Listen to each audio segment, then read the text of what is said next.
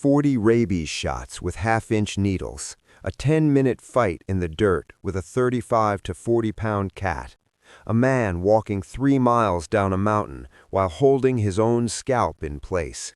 Those are not movie beats, those are the receipts. 5 cases, 3 stages of the snap, and each one goes further than the last. In these cases, you keep seeing the same pattern. The fire cracks, the trail goes quiet, the birds stop, then impact, then a very short window where you either solve the predator in front of you or you become part of its feeding sequence. But surviving the attack is only the first event. After that comes the second one, the winner's trauma, the moment normal sound returns and you realize what your own hands just did. So let's begin where the snap comes fastest, by a campfire in Georgia. Hunter Hudson was sitting near a campfire in Georgia late at night when the dark stopped acting like empty space. He heard a crazy noise out in the woods. Not long after that, a rabid bobcat came out of the black and dropped onto his shoulder. About 30 pounds, but that number does not help you very much when the system lands like a ball of needles with teeth attached. His gun was out of reach, the animal was already on him, so the body moved first. He pulled the cat tight into his chest to protect his face, found the throat with his thumbs, and crushed the pipe, because there was no time to think through alternatives. Minimal analysis, immediate gross motor commitment. Target the structure causing lethal disruption and shut it down. Blood running off the ends of his fingertips. Then the medical tax, 40 rabies shots with half-inch needles, and under that whole event was one simple override. As he put it, it was me or him. He had 2 little boys at home.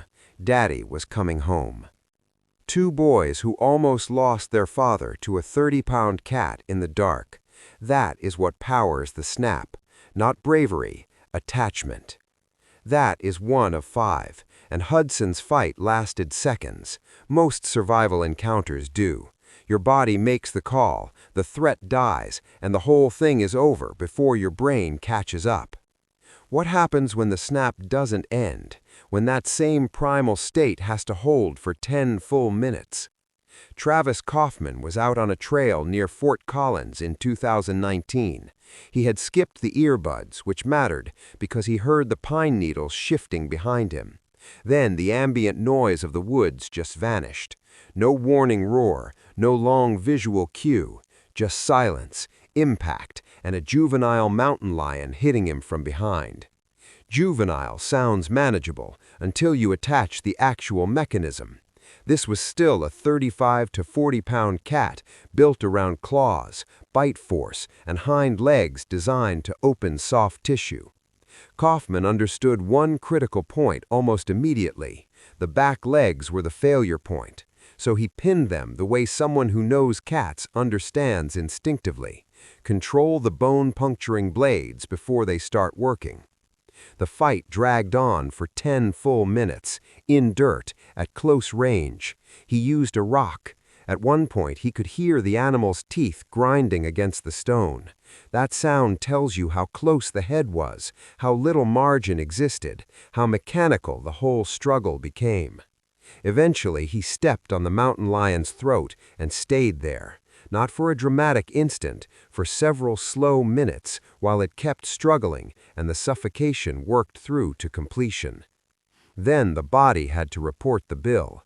Bleeding heavily from the face and wrists, he still had to make it 3 miles back down the trail. At one stage, he was holding his own scalp in place while moving. That is checkpoint 1. The body acting before thought, then thought returning just enough to keep the body useful. But instinct only gets you so far. The next cases begin where instinct stops helping and something colder takes over. Covered in bear blood, Blazo Gorinkovich called his brother-in-law on a cell phone. That is how these events end, but the part before the phone call is where the civilized man disappeared. Gorinkovich was in Bosnia when a bear hit him. He had a small axe and managed an initial strike to the neck. Then he lost the weapon. And that is the real event, the weapon loss moment, the instant the tool leaves your hand and all remaining distance collapses. A bear on top of you does not feel like an opponent, it feels like the weight of a mountain pressing down through your ribs. Gorinkovich ended up on the ground with the bear chewing his arm, while he beat and strangled it to stay alive. Help is too far away, the normal hierarchy is gone. You do not preserve dignity here, you preserve airway, consciousness, and whatever mechanical leverage still belongs to you. Then it was over, and the split brain emerged, one part still processing the dirt and the blood, another part dialing a phone number. 3 cases down, 2 left, and the last 2 go somewhere the others didn't. Panic still drove every fight so far. What happens when even panic burns off? If you're watching this deep, subscribe, because the final stage of the snap is the one nobody expects. A 73-year-old man and an explorer from 1896 are about to show you what weaponized will looks like. He dropped the machete. Daniel M. Mumbarugu was 73 years old when a leopard hit him near Mount Kenya. You do not expect a man in his 70s to outfight a leopard at close range, but predators don't care about expectation, they care about openings. Before the strike, the birds stopped chirping, the jungle held its breath, then came the snarl cutting through the brush. Mumbarugu had the machete in hand, which sounds like an advantage until you factor in the speed. At grappling distance, a blade becomes slower than the problem. So he made a decision that sounds irrational until you view it as survival engineering. He sacrificed reach to gain immediate control. When the leopard closed, he drove his bare hand down its throat. The hand protects the neck by occupying the mouth. At the same time, it attacks respiration and reflex stability from the inside. Copper-tasting slime, breath moving hot over the wrist, then a change in the animal's breathing as it became belabored. Airflow compromised, coordination degrading. And Mumbarugu didn't stop there. He ripped out the leopard's tongue. That is not rage, that is cold intention inside chaos. A man old enough to be dismissed as vulnerable made a technical choice under direct predatory assault and forced the system into lethal shutdown.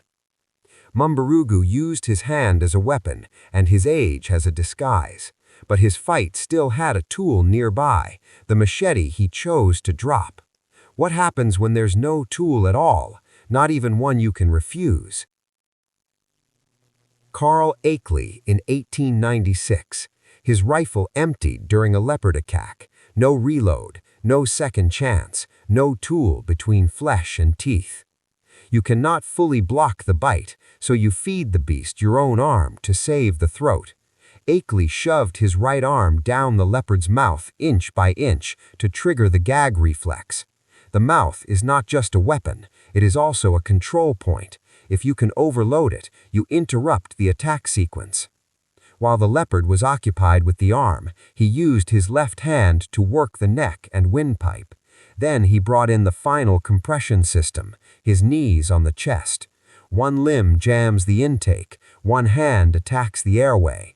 The lower body becomes a crushing press, and under that pressure came the final proof beat, the crunch of ribs collapsing beneath him. Then the violence stops, and the brain comes back online. Kaufman holding his own scalp in place for 3 miles, Gorinkovich in the dirt with a phone in his hand, Mumbarugu standing over a dead leopard, still alive by a margin narrow enough to disappear if one movement had gone wrong. They are survivors first, killers second. And then comes winner's trauma. The ringing stops, and the ordinary sounds of the world rush back in. Wind, leaves, breath. That's the moment the emergency version of you begins to recede, and the civilized brain has to inspect what the body just accomplished. Apex predators are built for hunting, but a cornered human can weaponize fear, pain, and adrenaline into just as lethal. The snap is not courage. It's the version of you built only for the last possible minute.